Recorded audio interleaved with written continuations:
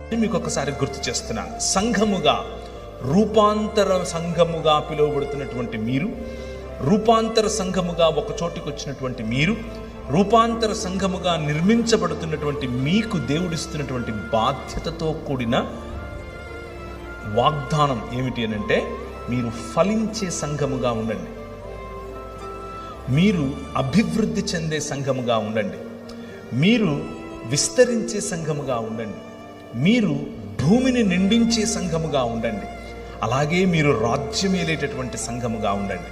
ఇది దేవుని పిలుపు. ఇది ఆదికాండం 1వ అధ్యాయంలో నుంచే మీకు చెప్తున్నాను. క్రొత్త విషయాలేమి కాదు, మీరు ఎప్పుడూ చదివేవే. అది మన పిలుపు. అయితే దేవుడు ఏర్పరిచినటువంటి ఈ మందిరములో, అనగా భూమి ఆకాశములు అనే ఈ మందిరములో ఏర్పరిచినటువంటి నీకు దేవుడిచ్చినటువంటి బాధ్యతను మనిషి మరిచిపోయి, మనిషి తిరస్కరించి